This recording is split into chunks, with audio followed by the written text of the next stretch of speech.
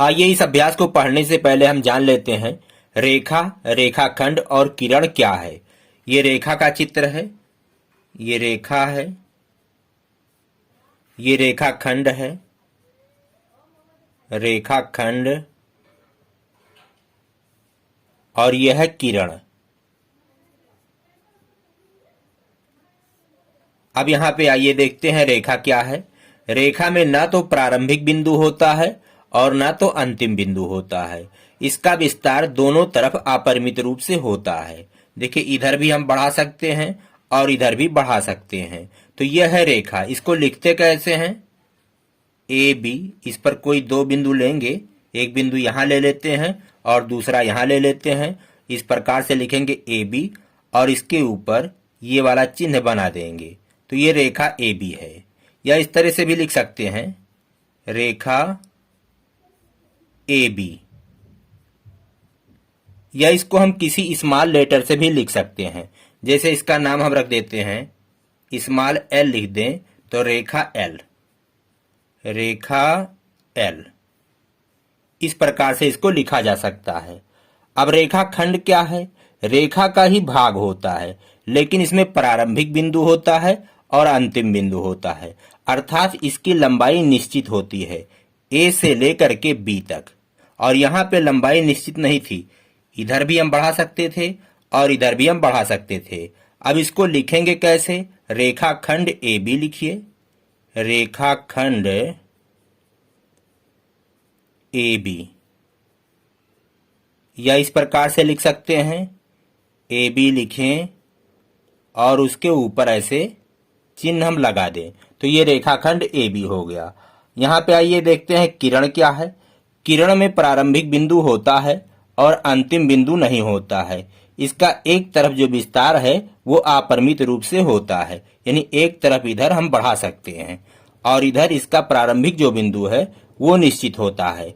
यानी ये यहाँ से शुरू होकर के और कहाँ तक गई है इसका पता नहीं होता है। इसको लिखेंगे कैसे? किरण ए बी, किरण ए बी। प्रारंभिक बिंदु ए है और इस पर हम एक बिंदु बी ले लेते हैं, तो इस प्रकार लिखेंगे किरण ए बी। या ए बी लिख करके उसके ऊपर हम ये चिन्ह लगा देंगे तो हो जाएगा किरण ए बी। तो मैं आशा करता हूं कि आप समझ गए होंगे रेखा, रेखाखंड और किरण में क्या फर्क है। अब आइए हम अभ्यास को हल करते हैं। अभ्यास का पहला प्रश्न है, अपनी अभ्यास पुस्तिका में एक रेखा खींचिए और अंग्रेजी वर्णमाला के एक छोटे अक्षर का प्रयोग करके नाम लिखिए। तो हमने यहाँ पे एक रेखा खींच लिया है। इसका जो विस्तार होता है वो दोनों तरफ अपरिमित रूप से होता है। हम इधर भी बढ़ा सकते हैं और इधर भी बढ़ा सकते हैं। अब कह रहा है इसका नाम लिखिए, अंग्रेजी के एक छोटे अक्षर का प्रयोग करके आप नाम लिखें। तो देखिएगा हम यहाँ पे लिख देते हैं एल। आप कोई भी अक्षर ले लीजिए, ए ले लीजिए, बी ले लीजिए, सी ले लीजिए, डी ले लीजिए, लेकिन शर्त यह है कि स्मॉल लेटर होना चाहिए। तो इस तरह से रेखा एल, ये रेखा एल है। यही हमें करना था, चित्र बनाना था और स्मॉल लेटर का प्रयोग करना था। अब आइए अगला क्वेश्चन हल करते हैं। दूसरा प्रश्न है, पर्यावरण में उपलब्ध वस्तुओं की सहायता से 3 ऐसे उदाहरण दीजिए जिनसे रेखाओं या उनके भाग इसका मतलब रेखाखंड का बोध होता हो। तो हमें 3 ऐसी वस्तुओं का उदाहरण देना है जो हमारे आसपास रहती हो और उससे रेखा या रेखाखंड का बोध होता हो। तो चलिए पहला उदाहरण हम देते हैं, मेज का किनारा। मेज का किनारा,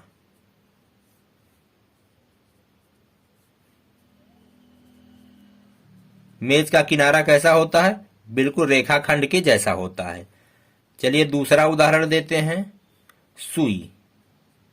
सुई भी रेखाखंड के जैसी होती है। तीसरा उदाहरण देते हैं, तीसरा उदाहरण तना हुआ धागा ले लीजिए। तना हुआ धागा, आप कलम ले सकते हैं या पटरी का किनारा ले सकते हैं या पुस्तक का किनारा ले सकते हैं। कोई 3 उदाहरण आपको लिखना है। अब आइए अगला क्वेश्चन हल करते हैं। तीसरा प्रश्न है, रेखा और किरण में अंतर चित्र खींचकर स्पष्ट करें। यहाँ पे हमने रेखा का चित्र खींच लिया है और ये किरण का चित्र है। रेखा में ना तो प्रारंभिक बिंदु होता है और ना तो अंतिम बिंदु होता है।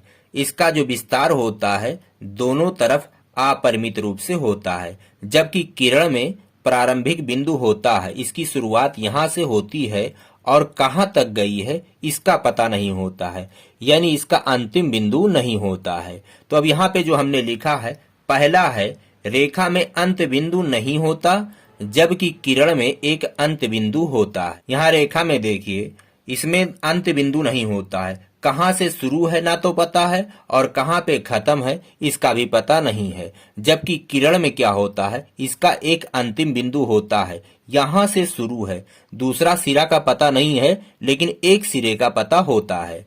दूसरा क्या है, रेखा में दो दिशाएं होती हैं, जबकि किरण में केवल एक दिशा होती है। रेखा में देखिए दो दिशा हैं, इधर भी और इधर भी, जबकि किरण में सिर्फ एक दिशा है, ये वाली दिशा।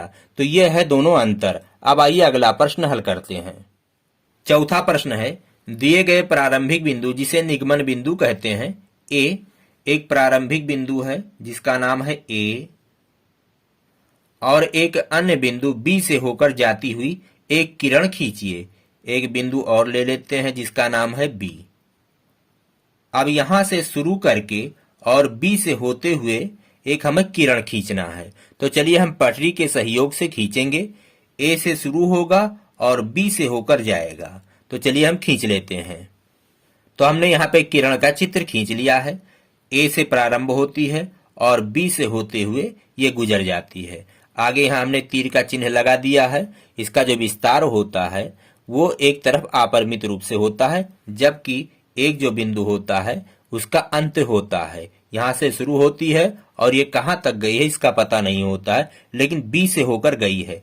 तो ए से शुरू होने वाली और बी से होकर गुजरने वाली एक किरण हमें खींचनी थी, जिसको हमने खींच दिया है। तो इसी तरह से यह अभ्यास समाप्त होता है। हम मिलेंगे आपसे अगले वीडियो में। कहते हैं जय हिंद, जय भारत।